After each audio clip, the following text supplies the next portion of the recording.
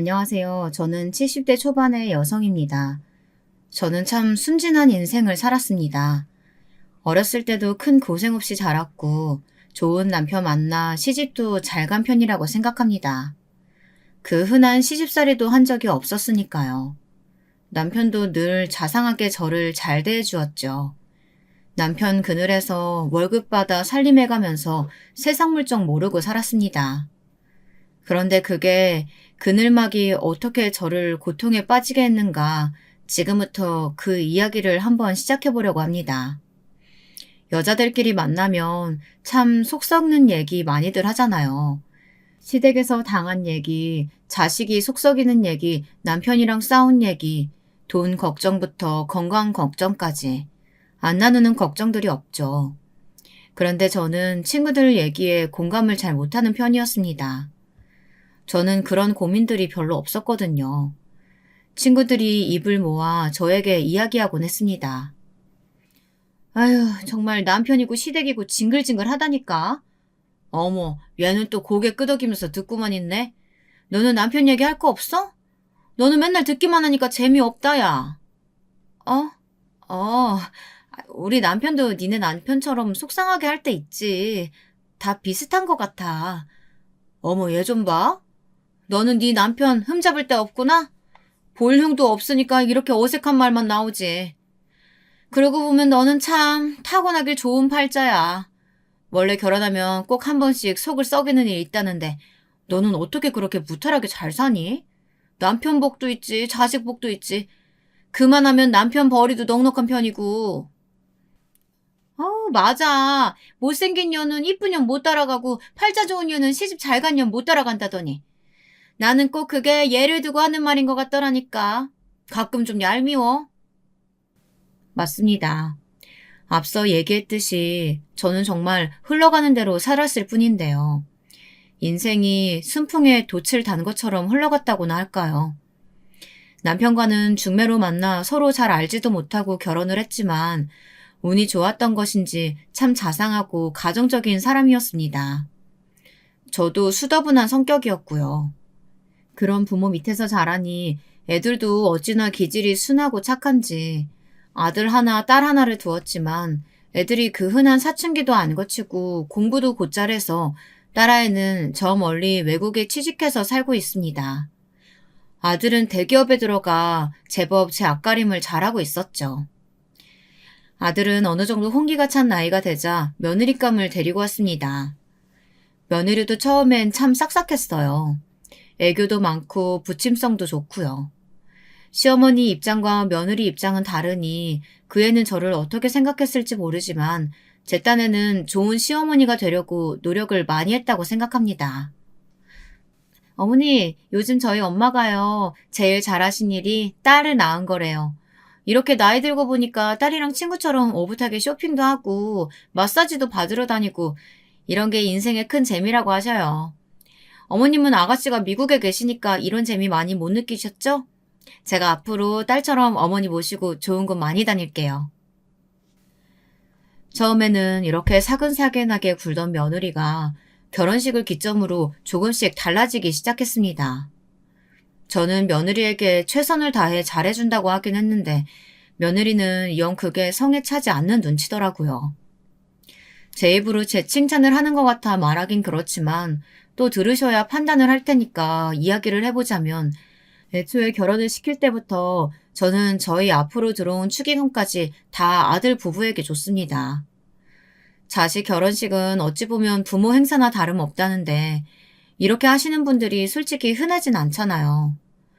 아무튼 개혼이고 남편이 워낙 성실한 사람이라 축의금만 해도 몇천만 원이었지만 그래도 새 출발하는데 보태 쓰라고 흔쾌히 건네주었죠. 그런데 요즘 애들은 참 왜 그럴까요? 고맙다는 말을 죽어도 못하는 병이라도 걸렸는지 글쎄 이런 식으로 말을 해요. 어머님 아버님이 주시니까 받긴 하는데요. 저는 금전적인 건 중요하지 않다고 봐요. 제가 두 분께 돈을 맡겨놓은 것도 아니고 저희가 10대, 철없는 20대 초반의 그런 나이도 아니고 스스로 결혼하고 경제생활 하겠다는 주인데 처음부터 도움 이렇게 많이 주셔서 되려 송구하네요. 아무튼 주시긴 주신 거니까 잘 쓸게요. 남편 눈썹이 팔자로 찌그러지며 뭐라 한 소리 하려는 듯 했지만 제가 뒤에서 팔뚝을 꾹 잡으니 꾹 참고 아무 말도 않고 넘어갔습니다. 그런 식으로 며느리는 당돌하게 행동할 때가 많았지만요. 제가 나서서 만류하는 바람에 유야무야 넘어갈 때가 참 많았죠. 시간이 가면 갈수록 며느리는 좀 저와 안 맞는다는 느낌이 많이 들었어요. 예를 들면 이런 거예요. 제가 그래도 주부로 몇십 년을 살다가 보니까 제 취미가 빤하지 않겠어요. 저는 수혜도 참 잘했고 집안 인테리어도 꾸미는데 취미가 많았어요. 그중에서 제일 좋아했던 것은 예쁜 그릇이나 접시가 있으면 몇 개 모으는 것이었어요. 보고만 있어도 흡족해지는 것이 소소한 취미로 삼기 참 좋았거든요. 제가 워낙 그릇에 관심이 많고 좋아하는 탓에 남편이 주방 한쪽에 그릇장을 커다랗게 하나 짜줄 정도였으니까요. 거기에는 제 나름 자부심 있는 그릇들을 잘 보이게 진열을 해놓았습니다. 그 당시에 쓰는 사람도 별로 없었던 명품 그릇도 세트로 몇 개씩 있었고요. 유기 그릇부터 커피잔까지 제 친구들도 집에 오면 탐내하는 식기들이 참 많았죠.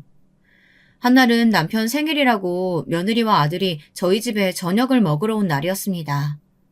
그날은 며느리가 오고 처음으로 상을 차리는 날인데 제가 제일 아끼던 8인 세트 그릇을 꺼냈습니다. 그게 사실 남편한테는 비밀로 하고 샀는데 150만 원이 넘는 거거든요. 접시며 밥그릇이며 국그릇에 금태가 둘러져 있어서 설거지할 때 빡빡 문질러 닦지도 못하고 애기 다루듯이 살살 어루만져줘야 하는 그런 그릇이었는데 하필 며느리가 자기가 설거지를 하겠다고 나섰다가 그 그릇을 와장창 깨버린 거 아니겠어요? 엄마야, 어머, 이걸 어쩜 좋아? 어머니, 이거 어떻게 해요? 이 그릇 많이 아끼신다고 하지 않았어요? 이게 다 깨져버렸어요. 어머, 아주 산산조각이 나버렸네. 넌 괜찮니? 어디 안 다쳤어? 괜찮아요. 죄송해요.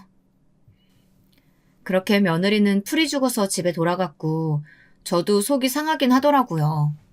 그게 외국의 유명한 접시 회사에서 뭘 기념한다고 나온 거라서 똑같은 세트가 10벌밖에 없는 거였거든요.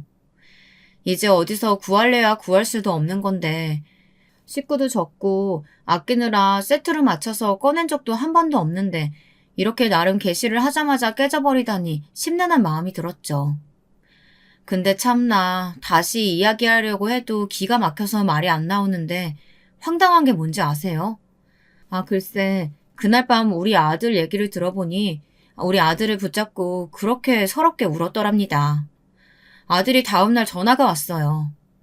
엄마, 이따 며느리한테 한번 전화해 주시면 안 돼? 응? 갑자기 무슨 전화? 그게 사실은 어제 밤새 많이 울더라고. 자기 딴에는 처음 시집와서 부엌에 들어갔더니 설거지가 산더미인데다가 엄마가 설거지할 때 조심하라고 그렇게 눈치를 줬다며? 비싼 그릇이라고 금태 벗겨지면 안 된다고 막 그러셔가지고 자기 딴에는 엄청 긴장해서 설거지하다 보려니까 평소보다 손이 말을 안 들어서 그릇을 깨뜨려버린 거래.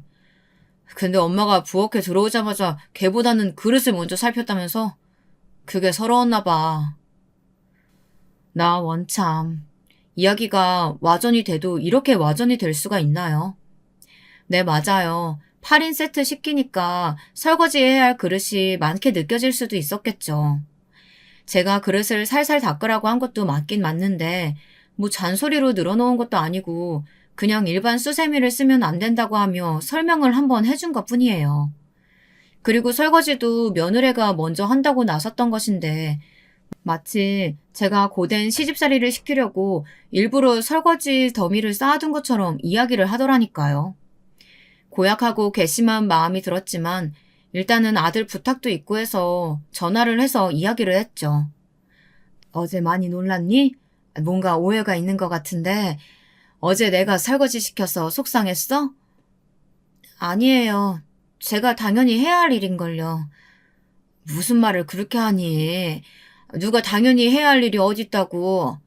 다만 나는 네가 설거지하겠다고 나서길래 시킨 것뿐이고 그릇을 살살 닦으라고 한 거는 처음 우리 집에 와서 거들게 된 일이니까 내가 하는 방법 알려준 것뿐이야. 잔소리하거나 그러려던 게 아니야. 괜히 오해하는 것 같아서 설명한다면 그런 거야. 아니, 아무튼 크게 놀랐다니 미안하게 됐구나. 네, 그렇게 말씀해 주시니 감사해요. 그렇게 저는 졸지에 며느리 쥐잡듯 잡는 시어머니, 못된 시어머니가 되었지만 별말 안 하고 넘겼습니다. 그러던 어느 날 저는 충격적인 전화를 받게 되었습니다. 남편이 택시를 타고 어디를 가는데 기사가 자꾸 길을 뺑뺑 돌아서 가더라는 거예요. 화가 난 남편이 급기야 차를 세우라고 했고 도로 한복판에서 왜 길을 돌아가냐, 바가지를 씌우려는 거냐 하며 택시기사와 싸움이 났는데 그만 둘 다 언성이 높아져서 큰 싸움이 된 모양이더라고요. 그렇게 거친 욕설을 주고받고 삿대질까지 하다가 남편이 그만 심장을 부여잡고 쓰러져 버린 겁니다. 급히 병원에 실려가서 심폐소생을 받았지만 남편은 그렇게 허무하게 세상을 떠나고 말았습니다. 딱 20년만 같이 오순도순 살고 한날 한시에 두 손 꼭 잡고 나란히 누워 죽자고 늘 얘기하던 양반이 그렇게 하루아침에 세상을 떠날 줄 누가 알았겠습니까? 남편의 갑작스러운 죽음은 받아들이기가 힘들었습니다. 남편이 짜준 그릇장만 봐도 눈물이 나왔고 남편과 자주 가던 동네 카페도 운동센터도 혼자 갈 엄두가 나지 않았습니다. 제가 그렇게 영 기운을 못 차리고 밤마다 남편 사진이며 옷가지를 끌어안고 엉엉 울자 외국에 사는 딸아이가 제안을 해왔습니다. 엄마, 전 그러면 다 정리하고 나랑 미국으로 갈까? 요즘엔 거기도 한국이나 다름없어. 한인타운이 얼마나 잘 돼 있는데. 한국 마트에 가잖아? 여기서 장 보는 거랑 똑같이 살 수 있어. 고추장이며 쌀이며. 심지어 한국 캔커피도 종류별로 늘어놓고 판다니까. 게다가 자식들 따라서 오는 할머니, 할아버지도 요새 많아. 교회 같은 데 가면 친구 사귀기도 쉽고. 무엇보다도 새로운 환경에 적응하면 그래도 아빠 생각이 좀 덜 나지 않겠어? 이 집이나 동네나 아빠랑 몇십 년을 같이 살았는데 어딜 가나 아빠 생각이 날 수밖에 없지. 저도 평생은 아니어도 길어도 한 1, 2년은 딸을 따라가 있어도 좋겠다는 생각이 들더라고요. 근데 갑자기 생각지도 못한 일이 벌어졌습니다. 글쎄 며느리가 자기도 저를 따라 미국에 가서 살고 싶다는 이야기를 하는 겁니다. 한국에 있어도 대면 집에 잘 오지도 않은 애가 저 멀리 이국 땅에 저를 모시고 가서 살고 싶다뇨. 알고 보니 속셈이 따로 있었습니다. 아가씨, 제가 애들 교육에 워낙 관심이 많잖아요. 특히나 영어는 미국에 가서 배워야 더 빨리 는다고 하는데 제가 지난번에 아가씨한테 애들만이라도 아가씨네 집으로 보내면 안 되냐고 물었을 때 단칼에 거절해버리시니까 어찌나 섭섭하던져. 이참에 잘 됐어요. 제가 애들 데리고 갈게요. 어머님도 제가 모시고요. 어때요, 아가씨? 이건 괜찮죠? 그러니까 며느리는 손주들을 미국에 유학 보내고 싶어서 호시탐탐 기회를 엿본 것 같더라고요. 내 딸에게 전화를 걸어 애들만 보내겠다고 했던 것도 저와 아들은 금시초문이었습니다. 아니, 시집도 안 간 우리 딸에게 자기네 애들 수발들라는 것도 아니고 애들만이라도 보내고 싶어서 넌지시 전화를 넣었다니 그것도 어이가 없는 일이었죠. 아무튼 그렇게 틈틈이 기회를 노리다가 내가 미국에 갈 것 같으니까 이참에 따라가겠다고 나선 것이었어요. 언니 괜찮겠어요? 거기 애들 교육 때문에 왔다가 적응 못해서 힘들어하시는 분들 제법 많아요. 돈도 생각보다 많이 들고요. 무엇보다 가족이 몇 년간 떨어져 지내는 건데 오빠는 괜찮아? 나는 오빠만 괜찮다면 사실 나야 고맙지. 사실 내가 일이 바빠서 엄마 모시고 가서 덩그러니 혼자 지내게 하실 수도 있는 것 같아서 그게 걱정됐거든. 근데 언니랑 애들까지 다 같이 가면 엄마도 적응하시기 훨씬 좋고 적적하시진 않을 테니까. 오빠만 괜찮다면 내가 다 알아보고 준비할게. 이번에는 딸아이도 찬성을 하고 나서서 그렇게 저는 며느리와 손주들과 함께 미국 땅으로 향하게 되었습니다. 딸아이의 말처럼 정말 미국 안에는 작은 한국이 또 하나 더 있는 것 같았습니다. 한인타운의 길거리에는 한국인들이 생각보다 바글바글했고 영어보다도 한국말이 더 귀에 잘 들려왔어요. 식당일 가도 마트일 가도 주인이 한국 사람인 곳에만 찾아다닐 수 있어서 굳이 영어를 배우지 않아도 일상생활이 가능하더라고요. 한국 식당일 가잖아요. 순두부며 삼겹살이며 제법 한국에서 먹는 맛과 똑같은 맛이 나서 신기하기도 했습니다. 값이 좀 비싸긴 했지만서도요. 그렇게 낯선 나라에 정착을 하긴 했는데 글쎄 며느리 애가 좀 적응이 된다 싶더니 본색을 드러내기 시작했습니다. 본인은 여기저기 쇼핑에 동네 아줌마들 사귀고 구경 다니느라 바쁘고 저에게 온갖 집안일을 파출부처럼 부려대기 시작하는 거예요. 어머니, 저 이따가 여기 동네에서 친해진 엄마들이랑 어딜 좀 가기로 했거든요. 제가 아직도 동네 지리 많이 못 익혀서 알려준다고. 어머님이 애들 픽업 좀 해주시고요. 간식도 좀 챙겨주세요. 아, 청소를 못했는데 청소기만 좀 돌려주실래요? 여기는 다들 집안에서도 신발 신고 다녀서 그런가 유독 집안에 먼지가 많은 것 같네. 그렇게 이야기하면 제가 또 딱히 할 일도 없고 그렇게 집안일을 하다 보면 하루가 금세 가는 거죠. 어느새 저는 청소, 빨래, 음식은 물론이요. 아이들까지 혼자 다 돌보고 있었습니다. 며느리는 아주 살판이 났죠. 이제 제법 혀 꼬부라진 소리도 잘 내고요. 어디서 데려왔는지 동남아 애를 고용해서 하인처럼 부리기도 했습니다. 근데 우리 집 살림만 하는 것도 이제 제법 벅찬데 며느리는 은근슬쩍 다른 집 일까지 저에게 시키는 게 아니겠어요? 어머니, 제가 오늘 제임스네랑 마사지 받으러 가기로 했는데 글쎄 예약 시간이 워낙 없어서 애들 하원 시간으로 잡아버린 거 있죠? 죄송해요. 저희 애들 데려올 때 제임스도 같이 데려와 잠깐 봐주실 수 있어요? 이런 식으로 다른 집 애들까지 몽땅 데려와 보게 하질 않나. 어머니, 오늘 수진에서 파티가 있는데 그 집 사람들이 어머니 김치를 그렇게 좋아해요. 마치 한국에서 엄마가 차려준 맛이 나서 눈물 날 것 같다고 하는 사람도 있다니까요. 어머님이 이따가 가서 파티 음식 좀 도와주시면 안 돼요? 이런 식으로 남의 집 음식까지 도맡아하게 만드는 거죠. 그러던 어느 날 큰 사단이 났습니다. 그날도 며느리의 부탁으로 옆집에 가서 청소를 좀 해주고 나오는 참이었는데 갑자기 낮 시간에 들린 딸아이와 마주친 겁니다. 엄마, 왜 그 집에서 나와? 이따문 다 뭐고? 저기서 뭐 했어? 어? 아, 그냥 우리 집 애들 데려오면서 저 집 애들도 내가 같이 데려왔는데 집에 데려다 놓으면서 보니까 집이 어찌나 더러운지 내 성미에 그냥 못 보겠어서 좀 치워줬어. 뭐? 그니까 지금 저 집 애들 뒤치다거리에 저 집 청소까지 엄마가 했단 말이야? 엄마가 왜 그런 일을 해? 언니가 시켰어? 제가 우물쭈물 아무 말도 못하자 딸아이는 머리 끝까지 화가 난 듯 보였습니다. 며느리가 집에 오길 기다렸다가 마구 따지더라고요. 언니, 정말 너무한 거 아니에요? 네, 마침 이상한 소문 듣고 와서 봤더니 그게 사실이네요. 아가씨, 그게 무슨 말이에요? 다짜고짜 내가 너무하다니. 그리고 소문은 무슨 소문이요? 언니가 엄마를 아주 종처럼 부려먹는다고. 여기 한인타운 내에 소문이 얼마나 났는지 몰라요. 게다가 이제 남의 집 일까지 시킨다고. 다들 엄마 안쓰럽다고 한마디씩 보태길래 내가 설마 하고 와봤더니 참 기가 막혀서 이러려고 엄마 따라서 애들 데리고 여기까지 온 거예요? 미리 다 속셈이 있었죠? 어머 아가씨, 섭섭하게 그게 무슨 말이에요? 저도 나름 여기 멀리까지 와서 어머님 모시고 사느라 얼마나 힘든데요. 요즘 세상에 홀 시어머니 모시고 사는 나 같은 며느리가 어디 있다고 나한테 이래요. 아 그리고 네 맞아요. 제가 어머님한테 집안 살림 도움 좀 받는 건 맞지만 그거 다 어머님이 나서서 하신 거지 제가 뭘 시키긴 시켰다고 그러세요? 적반하장도 유분수지. 그런 식으로 눈구렁이처럼 굴면서 착한 우리 엄마 잘도 부려먹었네요. 내가 알게 된 이상 나는 더 이상 이 꼴 못 봐요. 당장 짐 싸서 집으로 돌아가요. 오빠한테도 내가 알릴 테니까.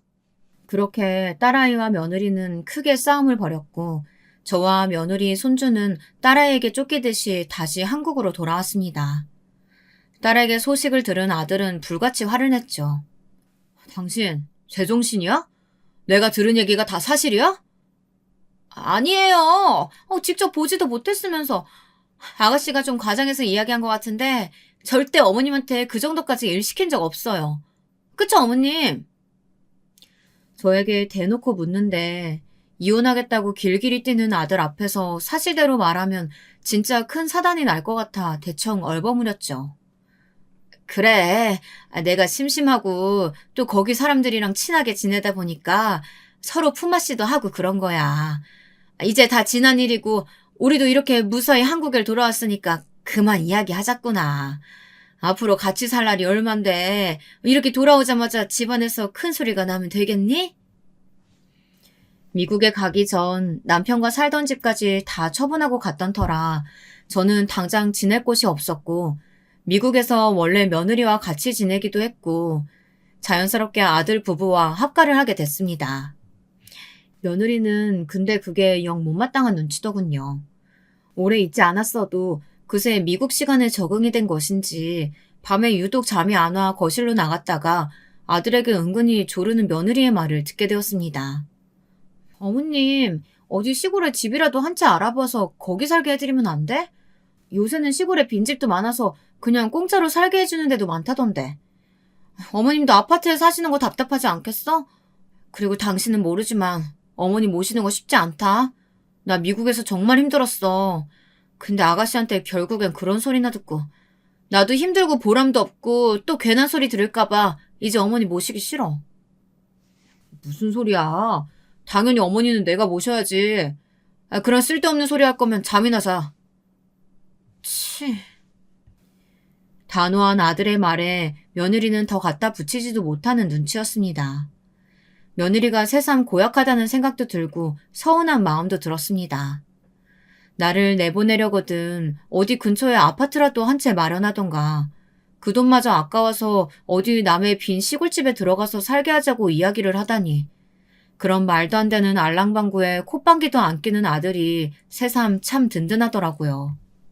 그래, 내가 이제 우리 아들만 의지하고 살면 되겠구나 싶은 마음이 들었습니다. 그러던 어느 날이었습니다. 저와 같이 살게 된 이후로 매사 퉁명스럽게 굴던 며느리가 그날은 무슨 신이 나는 일이 있는지 잔뜩 들떠서 제 팔뚝을 붙잡아 끌고 거실에 앉히는 겁니다. 어머님, 이거 한번 좀 보세요. 제 눈앞에 잔뜩 꺼내놓은 그것은 정말 생각지도 못한 것들이었습니다. 어디서 그렇게 발품을 팔아서 구해온 것인지 웬 요양원에 대한 소개가 담긴 팜플렛을 막 10개가 넘게 가져와서 저에게 하나하나 짚어가면서 설명을 해주는 겁니다. 어머님, 여기는 경치가 좋고 공기가 좋대요. 워낙 한적한 곳에 있어서 그런가 봐요. 그래서 바깥 활동도 많이 하는 편인데 할머니, 할아버지들끼리 그 공 가지고 하는 놀이 있잖아요. 게이트볼.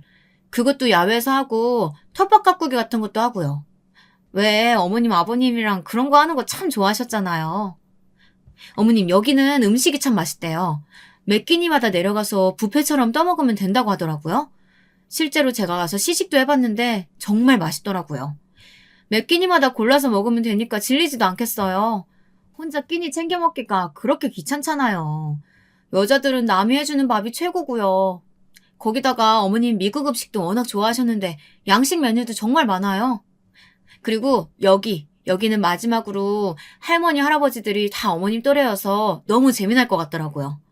분위기가 너무 화기애애하고 활동적이에요. 제가 보니까요, 은근히 아버님 스타일이나 할아버지도 많더라고요. 혹시 아세요?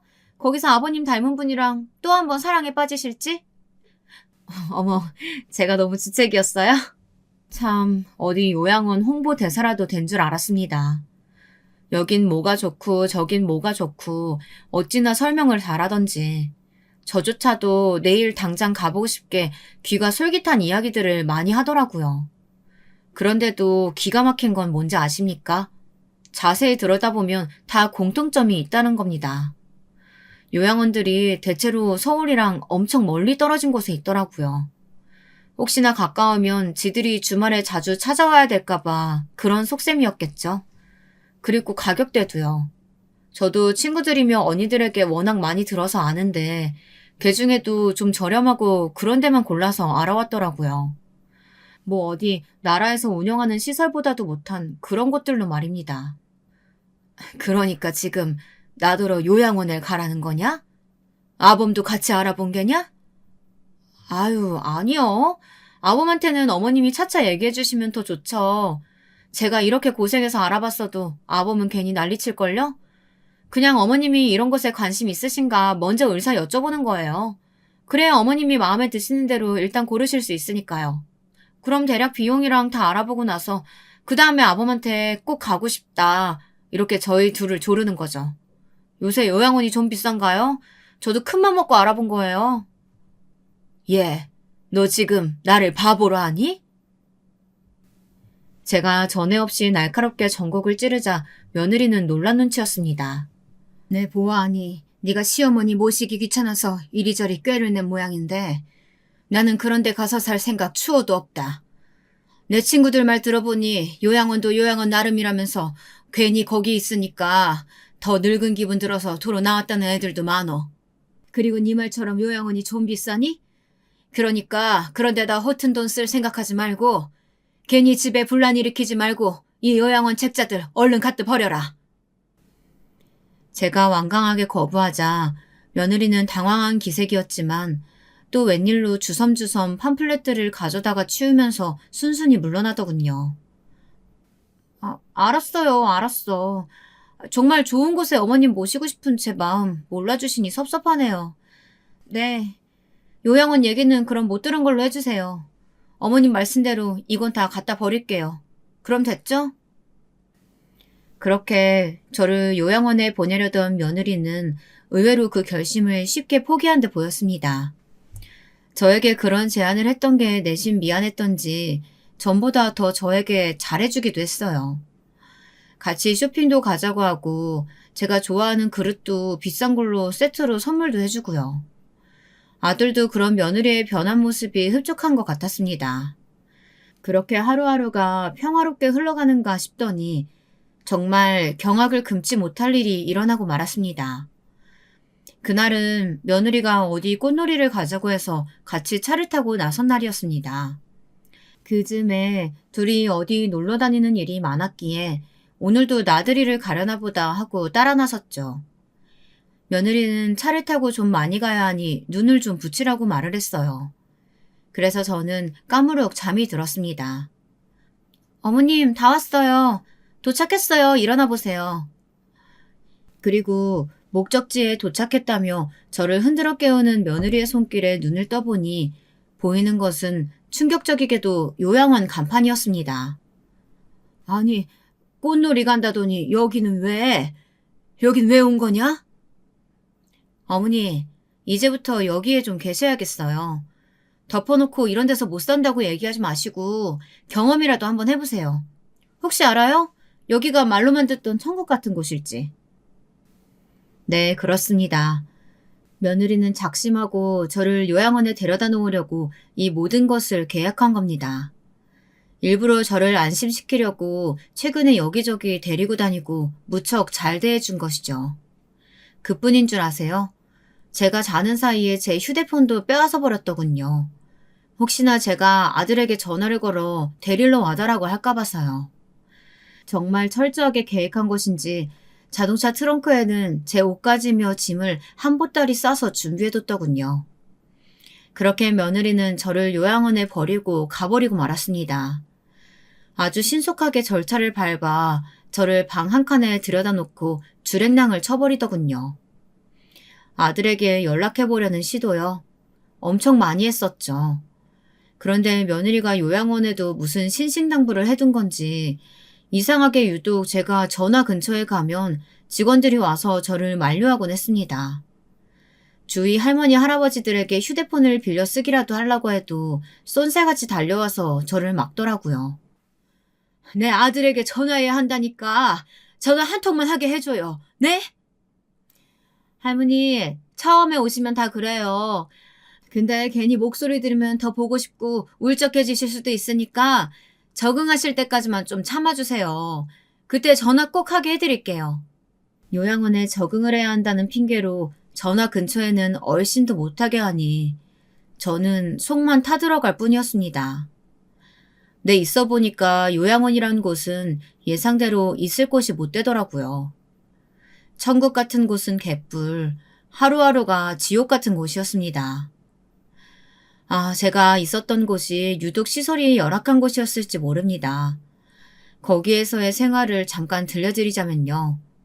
일단 할머니들은 자기네들끼리 편을 먹은 무리들이며 고약하게 텃세를 부리는 사람들이 있었습니다.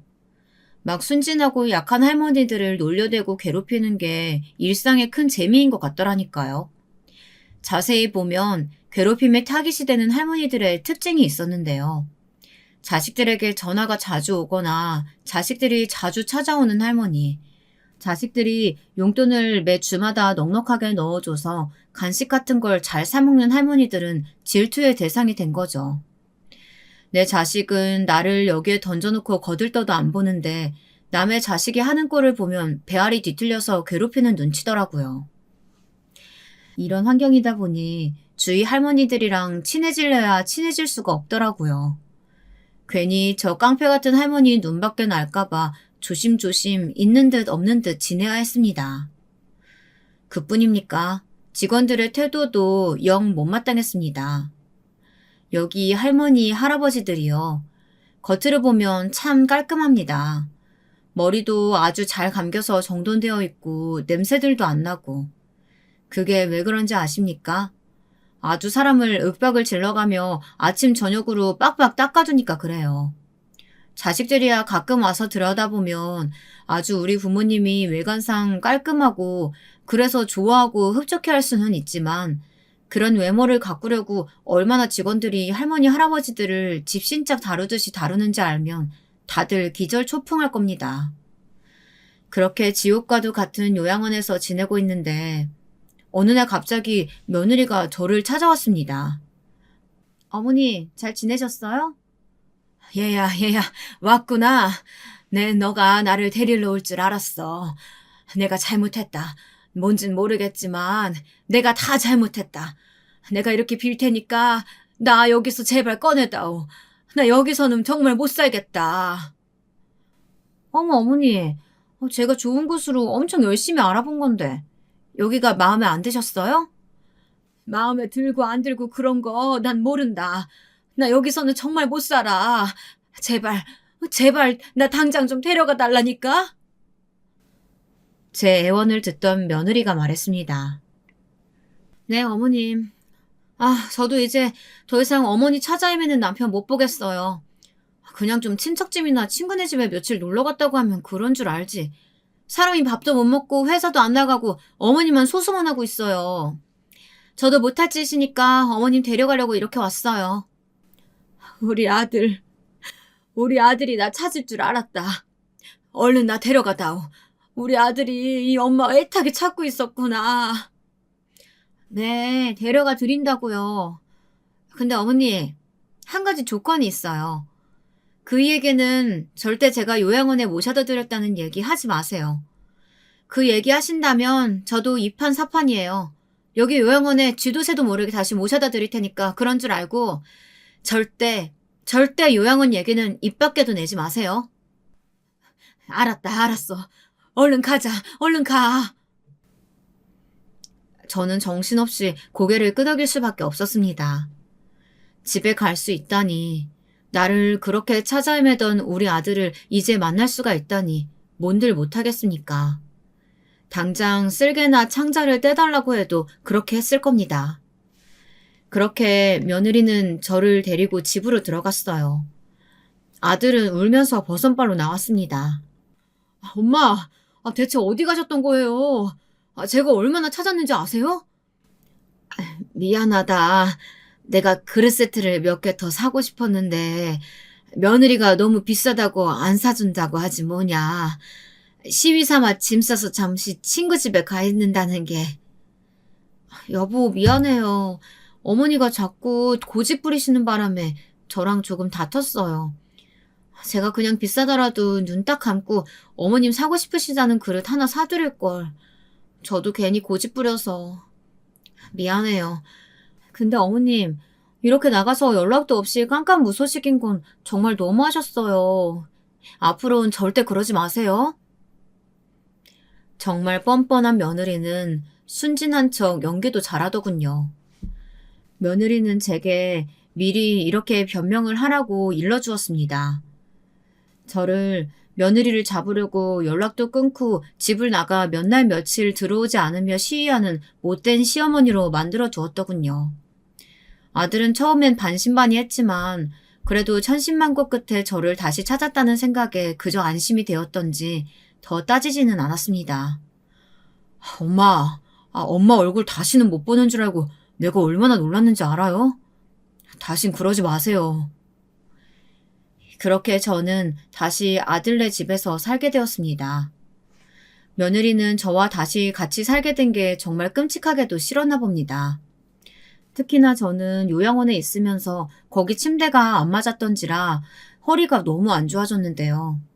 허리가 아파서 집안일도 못하고 거동이 불편해진 저를 짐짝처럼 대하곤 했습니다. 어머니, 어머니 연세에 벌써부터 허리가 그렇게 아프시면 어떡해요? 그리고 그 핑계로 너무 누워만 계시는 거 아니에요? 전처럼 집안일도 좀 도와주시고 애들도 봐주고 그래야 제가 그나마 숨통이 좀 트이죠. 나가서 돈이라도 벌어오시면 참 좋겠는데.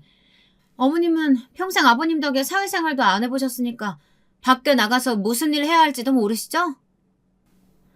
이런 식으로 사람을 구박하는 겁니다. 특히나 비가 오거나 날이 굳으면 허리가 더 아파서 정말 꼼짝 않고 누워있어야 했는데 그날도 그런 날 중 하나였습니다. 며느리는 괜히 제 방에 들어와서 걸레질 한답시고 방을 뿍뿍 닦으면서 궁시렁대기 시작하는 거예요. 그러다가 갑자기 걸레를 바닥에 탁 내팽개치며 저에게 따지기 시작했습니다. 아우 진짜 제발 요양원에 다시 가면 안 돼요? 아범도 그때 어머니 찾으러 다닌다고 무단결근해서 회사에서도 간당간당한 눈치인데 저희도 힘들어 죽겠다고요. 아 제발요. 며느리의 막말에 저는 온몸에 소름이 오소소 돋았습니다. 제가 며느리가 이 말을 하기를 얼마나 기다렸는지요. 저는 벼랑간 무슨 힘이 났던지 아팠던 허리를 벌떡 일으켜 준비했던 꽁꽁 숨겨둔 통장을 며느리에게 보여줬습니다. 그러자 며느리의 눈이 왕방울해졌습니다.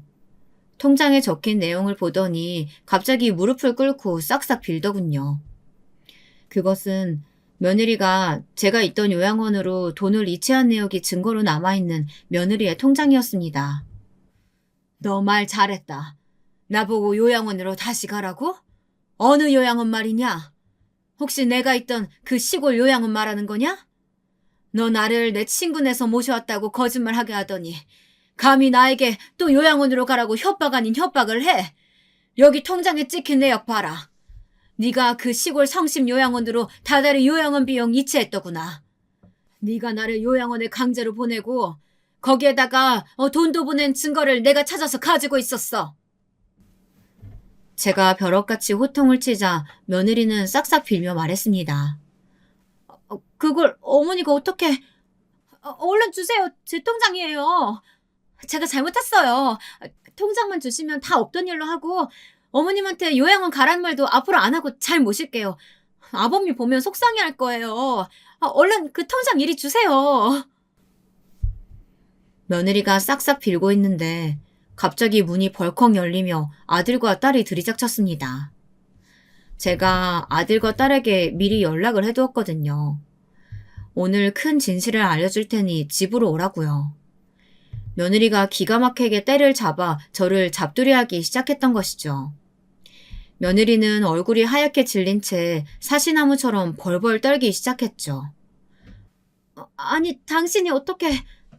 아가씨 한국에 언제 오셨어요? 며느리의 말이 끝나기가 무섭게 아들이 달려들어 며느리의 뺨을 두 차례 연달아 때려버렸습니다. 네가 그러고도 사람이야? 네가 우리 엄마를 요양원에 갖다 버려? 이게 현대판 고려장이지 뭐야. 네가 뭔데 우리 엄마를 그런 데다 갖다 버릴 수가 있어? 제 딸아이도 바톤 턴치를 하듯 며느리에게 달려들어 머리채를 잡았습니다. 내 인연을 미국에서 절단을 내버렸어야 하는데 곱게 한국에 보내줬더니 우리 엄마한테 또 이런 몹쓸 짓을 해? 이 나쁜 년. 니네 친정엄마 어딨어? 니네 친정엄마 어딨어? 내가 니네 친정엄마한테도 똑같이 갚아줄 거야. 살려주세요. 잘못했어요. 아가씨 잘못했어요. 여보. 며느리는 손이 닳도록 빌었지만 딸과 아들은 며느리를 용서해줄 생각이 하나도 없어 보였습니다. 저도 마찬가지였습니다. 요 전날 네가 외출했을 때 내가 이 집안을 몽땅 뒤져서 통장을 찾아냈다. 혹시나 요양원 비용을 계좌 이체했다면 그 내역이 남아있겠지 싶더구나. 마침 통장 발견해서 은행에 달려가 통장 정리해보니까 역시나 이체 내역 있더구나. 그 길로 내가 우리 아들에게 이 사실 알렸고 우리 딸도 한국으로 불러들였어. 네가 어찌나 악랄하고 독한지 나 혼자는 못 당할 것 같아서 말이야. 네, 제가 앞서 이야기했죠. 제가 참 순진무구하게 살았고 그래서 워낙 제 며느리도 믿었기에 멀리 타국까지 가서 그렇게 험한 꼴을 당하고도 또 한 번 이렇게 요양원에 버려지는 수모를 겪었지 않습니까? 다행히 똑부러지는 딸과 어머니라면 끔찍한 아들 덕분에 이렇게 며느리에게 벌을 줄 수 있었습니다. 그거 아세요? 아직 우리나라에는 자식에게 부모를 부양할 의무와 책임이 있어서 그걸 다하지 않는 것도 죄가 된다고요. 딸아이는 그 자리에서 경찰에 신고했습니다. 거기 경찰서죠? 신고하려고요. 여기 늙으신 어머님을 학대한 증거가 있어요. 그리고 어머님의 의지와 상관없이 다른 곳에 갖다 버리려고 했던 시도도 있었고요. 어서 와주셔야겠어요. 아가씨, 제발 경찰에 신고만은 하지 말아주세요. 제가 다 잘못했어요. 혹시나 애들이 알기라도 하면, 저희 부모님이 알기라도 하면 저 정말 얼굴 들고 못 살아요. 정말 잘못했어요. 네, 제가 또 이야기했었죠. 제 아들, 어머니라면 끔찍한 제 아들은 똑같이 되갚아줘야 직성이 풀릴 것 같다고 했습니다. 그리고 당신, 지금 당신 장모님 어디에 계신 줄 알아? 우리 엄마요? 우리 엄마는 집에... 어머, 당신 혹시... 내가 장모님한테 가서 이렇게 꼬셨지. 장모님, 저랑 같이 꽃 구경이나 한번 가시죠. 좀 멀리 가야 하니까 눈 좀 붙이고 계세요. 그렇게 장모님 차에 태우고 어디 시골 요양원에 데려다 드리고 주랭랑 쳐버렸어. 당신 말대로 요양원이 요새 그렇게 지내기 좋다며? 장모님도 이 좋은 호강 안 시켜드릴 순 없지. 내가 아주 좋은 곳으로 모셔드렸어. 참 웃긴 게 뭔지 아세요? 남의 부모는 그렇게 철두철미하게 준비해서 갖다 버려놓고서는 제 부모를 갖다 버렸다고 그렇게 가슴을 치며 우는 겁니다. 당신이 뭔데 우리 엄마를 갖다 버려? 네가 사람이야?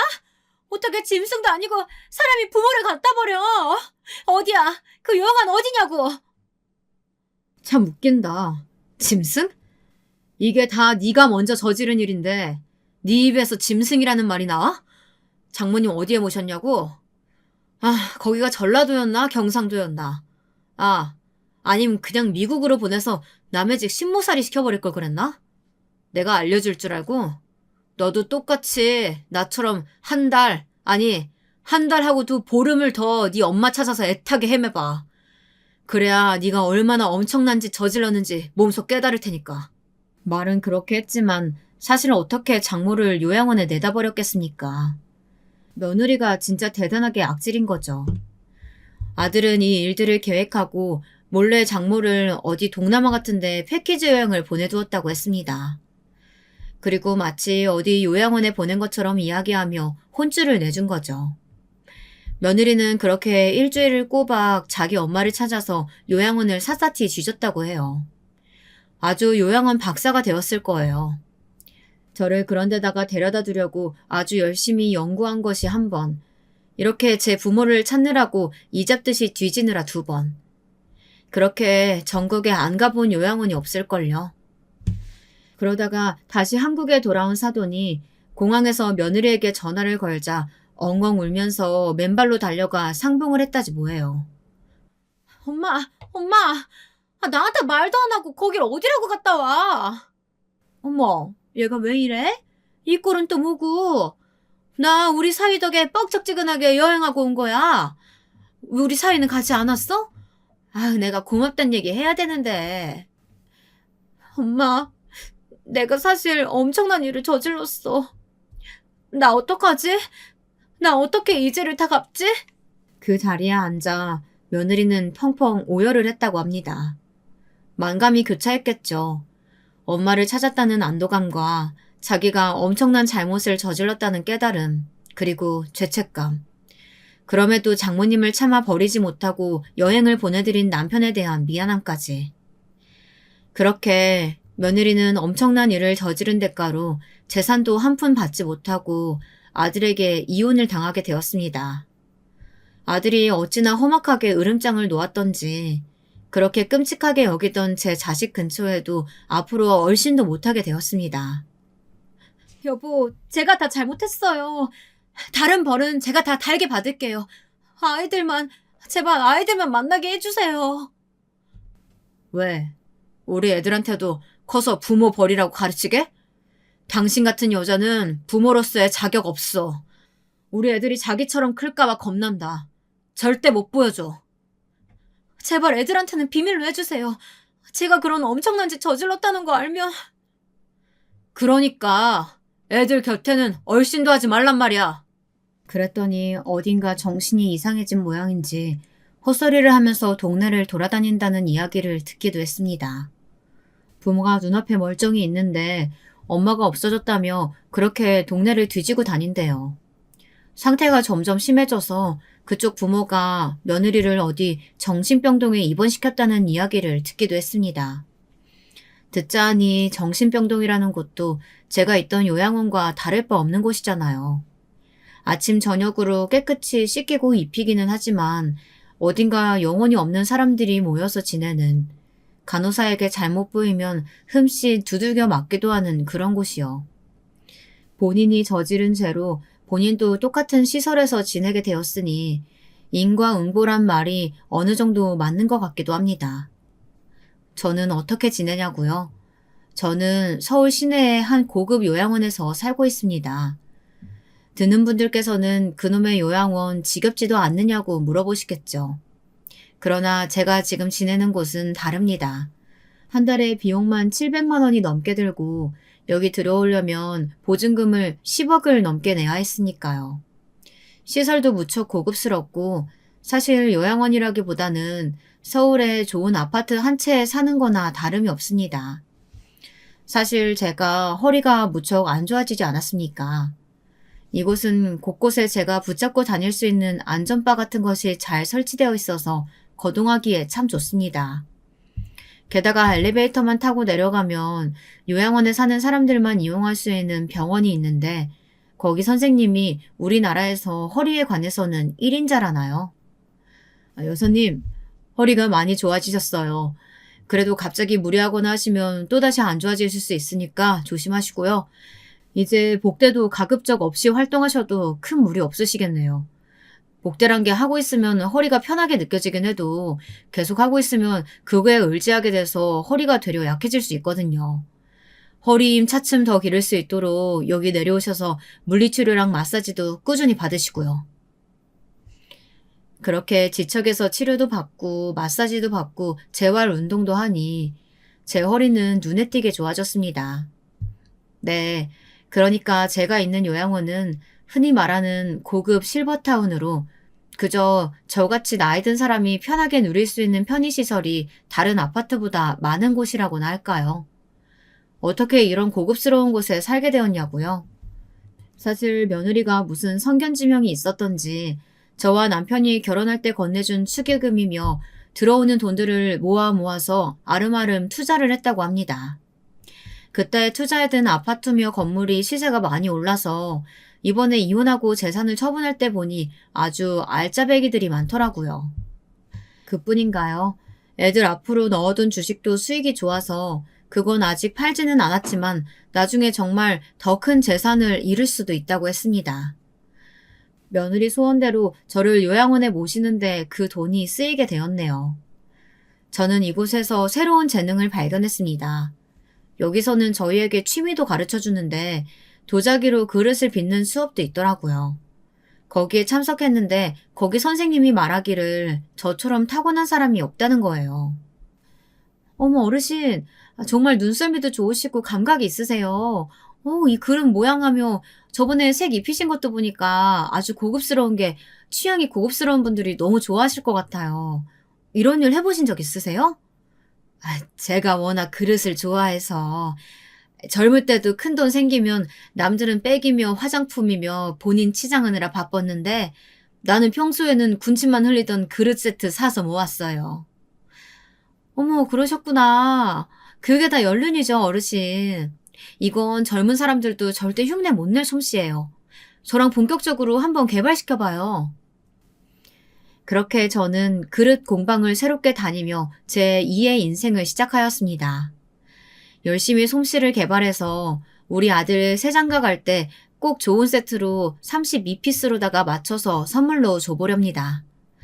지금까지 제 이야기 들어주셔서 감사합니다.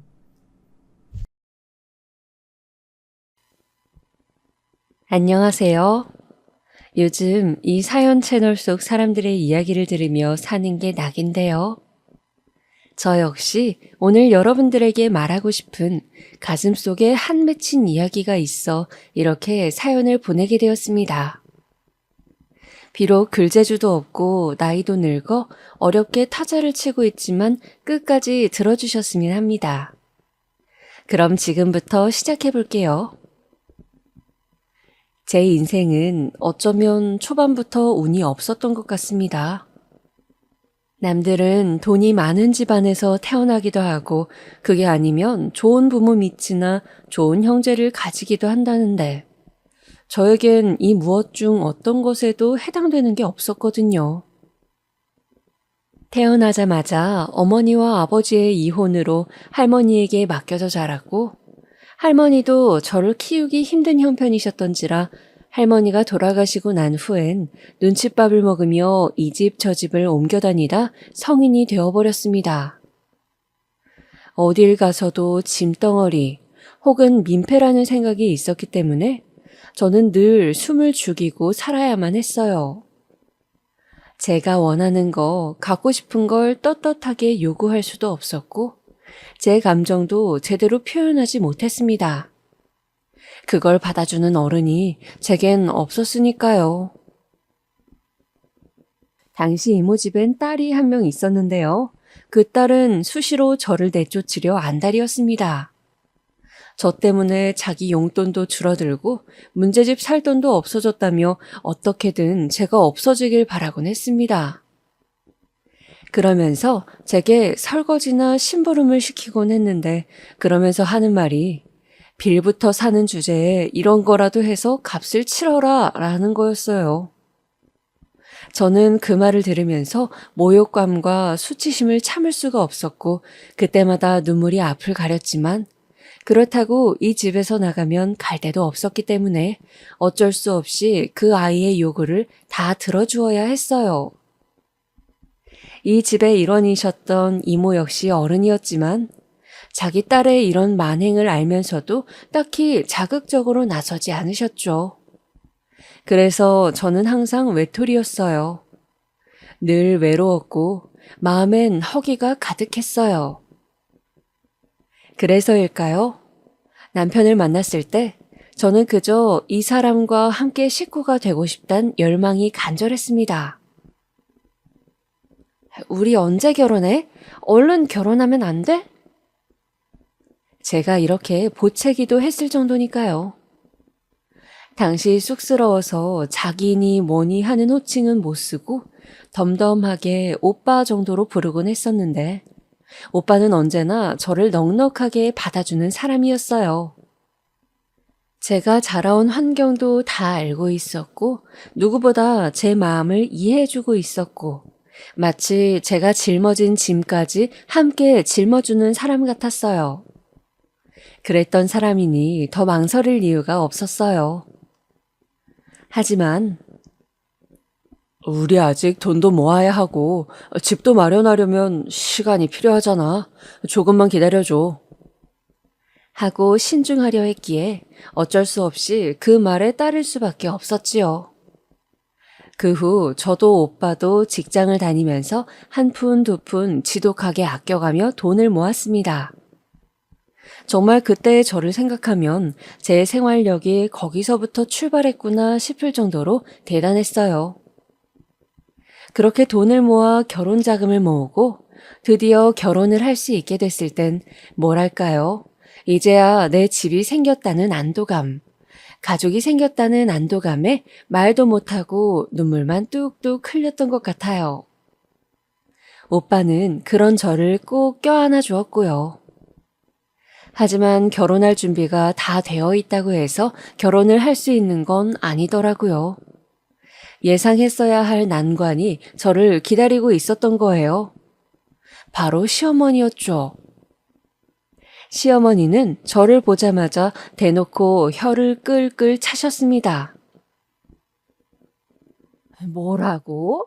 그래서 현수 네가 기어이 얘랑 결혼을 하겠단 말이냐? 너 내가 고아랑 결혼할 거면 2년 끊자고 했지? 근데도 대체 무슨 배짱으로 얘를 데려온 거야?